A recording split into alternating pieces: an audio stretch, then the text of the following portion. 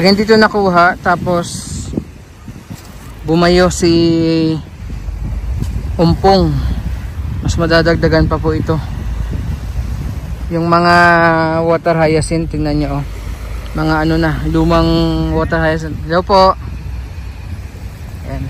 Pero don't worry po, tuloy-tuloy yung linyas ng ating mga Manila Bay Warriors dito.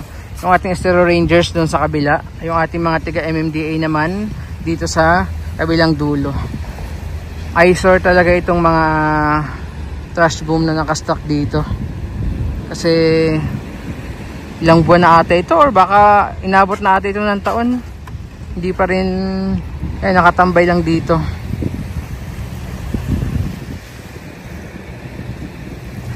Tingnan nyo oh. Kanina may nakita tayo isang sakong basura. Ito meron ulit dito, isang sako. May unan pa nga. Tapos nakapag-kolekta na yung ating warriors ng tsinelas. Yan, daming tsinelas.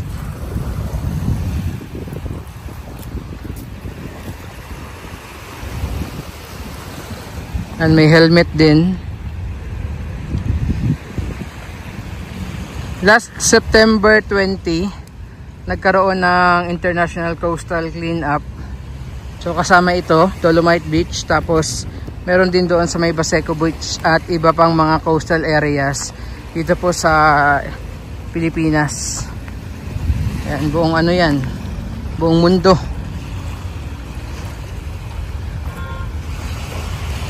Haba ng kahoy na to.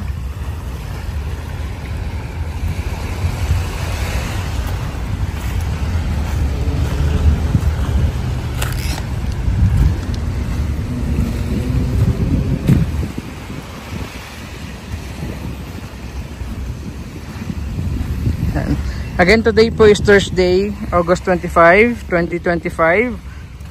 Walang namamasyal dahil Thursday po is maintenance day.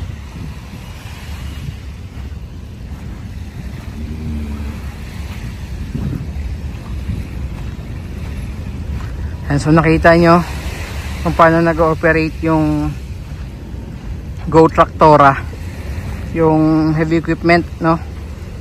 Aside sa panglinis, pangsuklay din ng buhangin.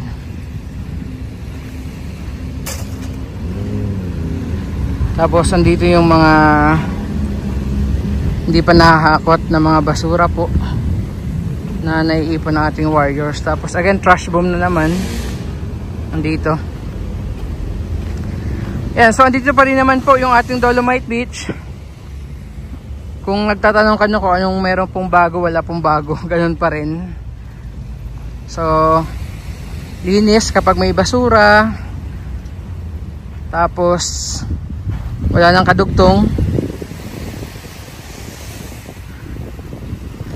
and again open na po ito sa public ulit, no? After may ginawa sila dyan sa may outfall dito sa may Paura, tapos yung sa may labas, no, sa may entrance exit, nag-ayos din rin po doon ng drainage yung ating mga taga DPWH. So after nun, okay na, binuksan ulit sa public. Pwede na ulit kayo pumasyal dito.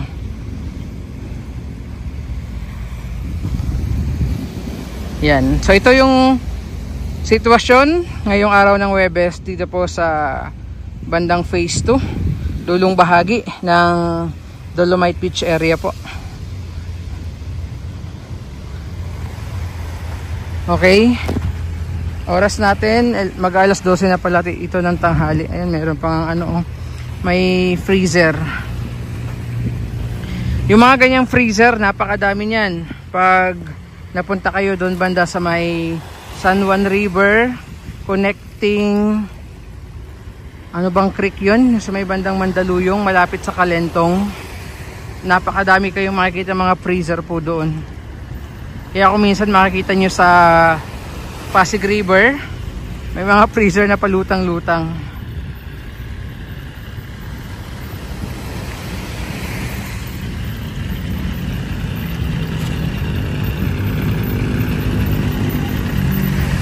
Daming ibon. Merong bagong dating na cruise ship. Ayun, may anchorage ngayon na cruise ship sa may port area. Ang daming ibon ngayon dito. Mukhang maraming pagkain. Ayan, kanina ang dami pa sa area na to, nakalat. Ayan, oh. Ang dami na ring nabawas. So kung makita nyo, ayan yung traces, dinaanan ng equipment na nangunguha ng kalat. Ang medyo mahirap lang dito, ayan, yung banda malapit na sa dagat kasi medyo elevated na yung buhangin. So maganda kasi pagpantay yung buhangin para evenly nakukuha yung mga basura nitong equipment. Okay, so panoorin ulit natin. Ay, break time na ata. Alas 12 na po kasi ng tanghali.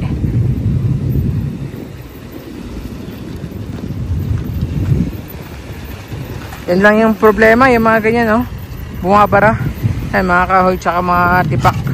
Tipak ng kahoy at kawayan, bumabara sa equipment.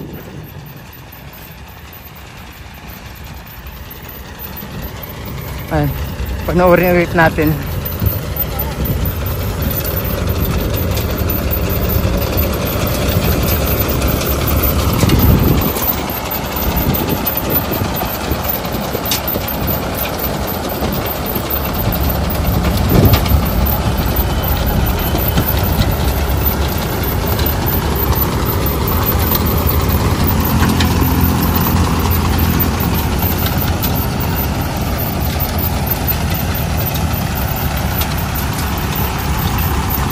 Ayan, oh, malinis na dito banda, oh.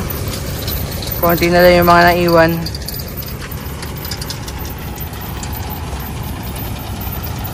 Ayan, oh.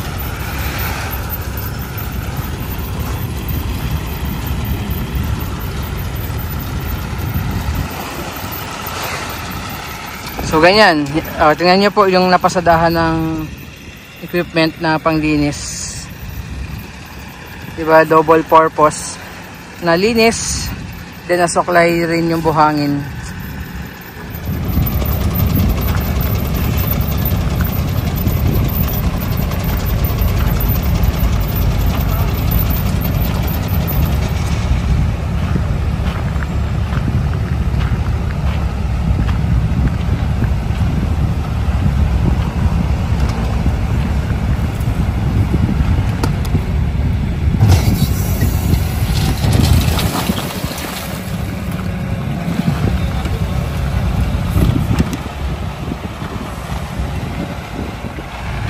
Okay, dahil sobrang init na, yan muna yung ating update today, araw ng Huwebes, no? Dito sa loob po ng Dolomite Beach. Tingnan yung mga ibon doon, oh, sa pinanggalingan natin kanina. Ayan, nagpe-fiesta yung mga ibon.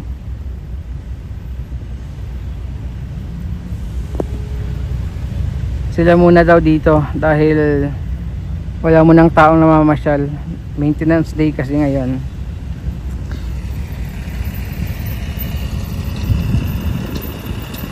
Okay, so yan muna siguro yung ating update. So ngayon, galing doon sa mga kalat, no? Dito naman yung equipment nagpapatag, nagsusuklay ng buhangin. Dito kasi sa area natin ngayon, ayan, wala nang ano dito, basura. Malinis na.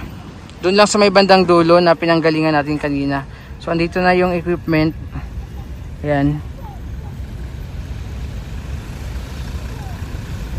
Nagpapantay, nagsusuklay ng buhangin.